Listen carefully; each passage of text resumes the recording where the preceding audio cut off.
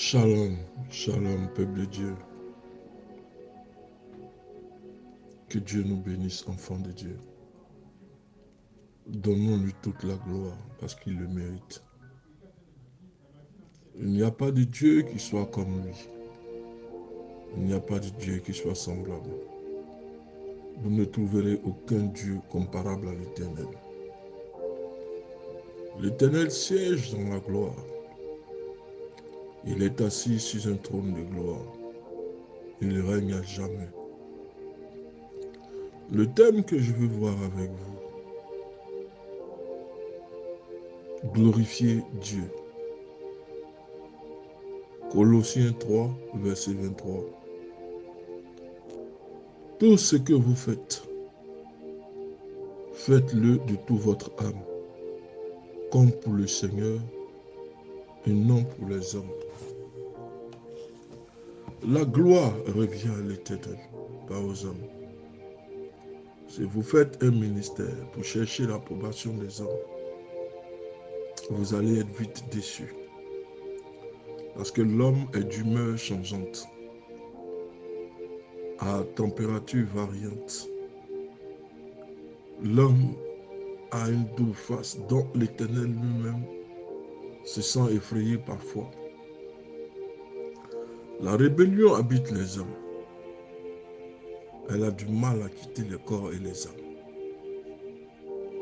Cherchez la gloire de Dieu et non l'approbation des hommes.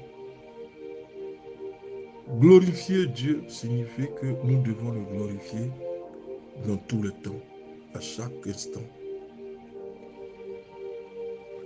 Dieu doit être glorifié partout, n'importe où, quand nous voulons l'élever et le célébrer, parce qu'il est le Seigneur. On ne glorifie pas Dieu lorsqu'il nous a donné une bénédiction.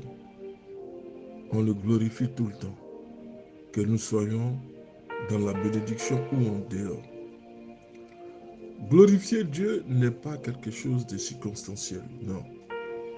C'est-à-dire qu'aujourd'hui ça va, je l'adore, je le glorifie.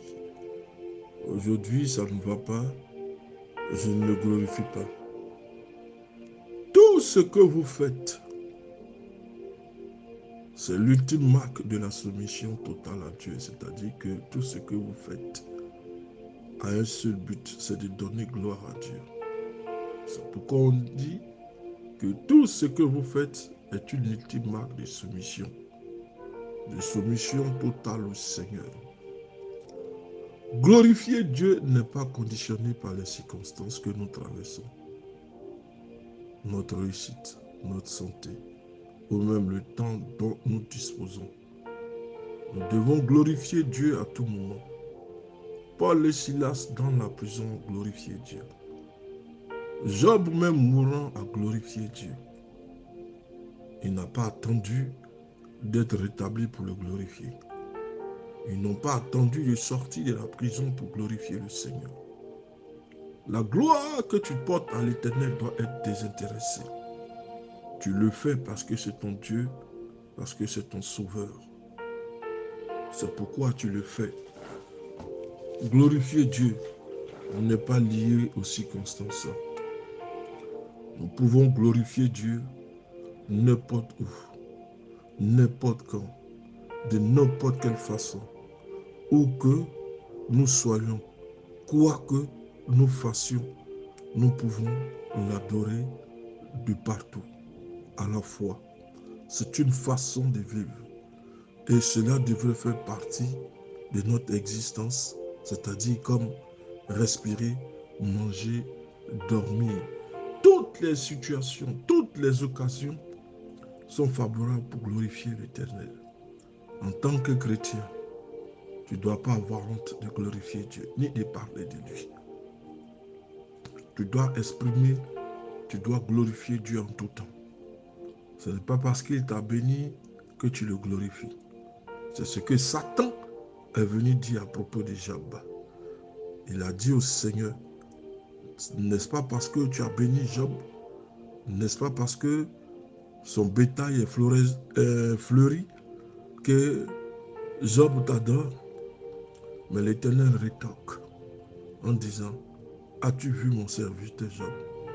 Il n'y a personne d'intègre comme lui sur cette terre. Nous devons prier, enfants de Dieu, pour marcher dans l'intégrité, pour chercher seulement la gloire de Dieu. Cherchons à faire la volonté du Seigneur. En tant que chrétiens, il arrivera des jours où nous allons connaître des situations vraiment difficiles. Est-ce pour autant que nous allons renier la gloire de Dieu? Non. Dieu nous a créés, non pas dans un intérêt, mais il nous a créés pour lui porter toute la gloire. Le glorifier doit faire partie de notre vie, de notre existence. Ça doit être une façon de vivre. Pensons-nous à Jésus de Nazareth, dans le jardin de Gethsémani, en train de lutter avec la volonté du Père. Disons ceci dans le livre de Luc 22, verset 42. Éloigne de moi cette coupe, alors qu'il n'y avait qu'une seule personne qui ne soit capable de boire cette coupe, c'est lui. C'est une coupe de souffrance, c'est une coupe de rejet, c'est une coupe d'abandon. Il a dit au Père, éloigne cette coupe de moi, alors qu'il savait que personne d'autre ne pouvait boire cette coupe si ce n'est lui. Il luttait avec la volonté du Père. Il a demandé, Seigneur, s'il n'y avait pas une autre méthode qui lui permettrait d'échapper aux atroces souffrances qu'il attendait.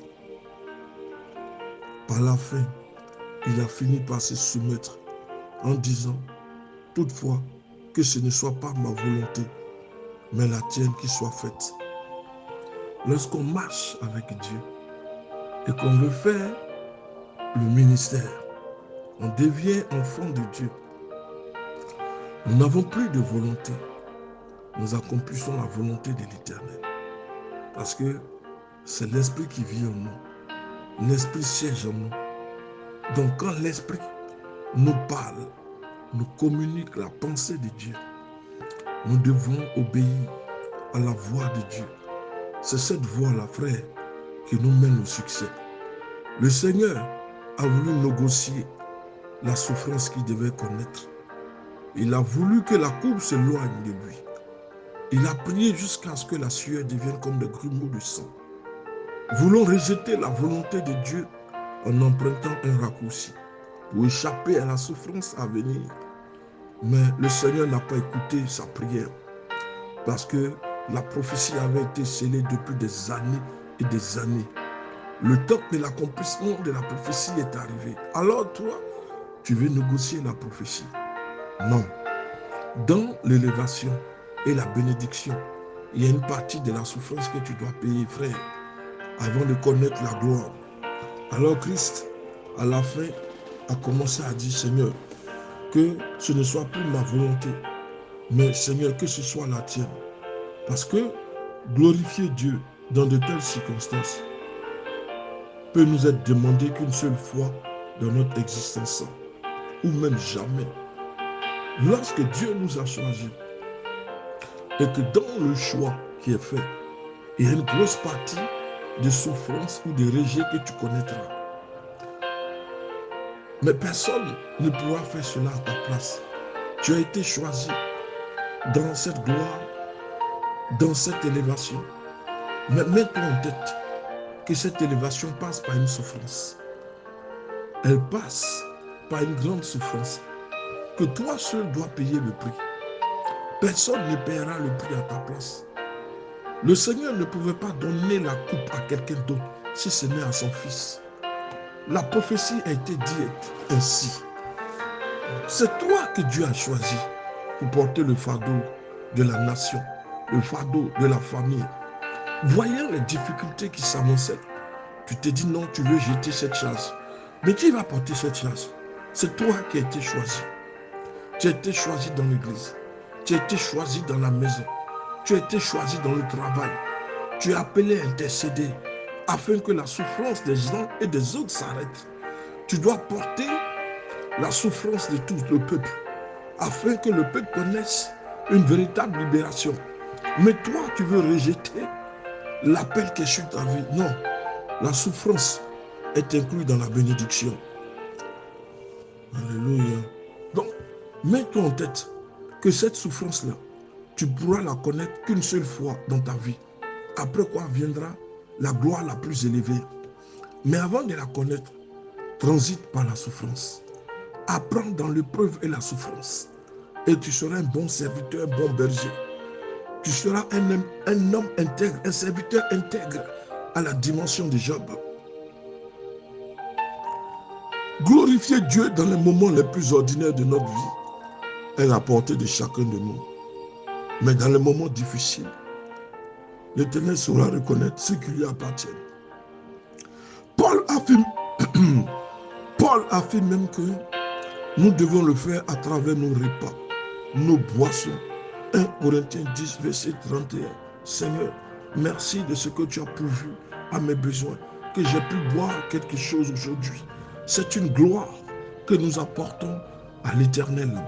Paul dit, nous devons le glorifier, même quand nous mangeons, même quand nous buvons. Un auteur chrétien dit ceci, et il fait remarquer que nous expirons environ 23 000 fois par jour. Mais combien de fois nous remercions l'Éternel pour cela? Pourtant, nous nous rendons compte d'une chose. Le processus d'inhalation, c'est-à-dire la respiration de l'oxygène et du gaz carbonique dans nos poumons, c'est simplement le miracle. Le fait que tu te réveilles, beaucoup plus simplement, j'explique. C'est-à-dire, le fait que tu te réveilles déjà et que tu respires l'air, c'est déjà une victoire, c'est déjà une grâce.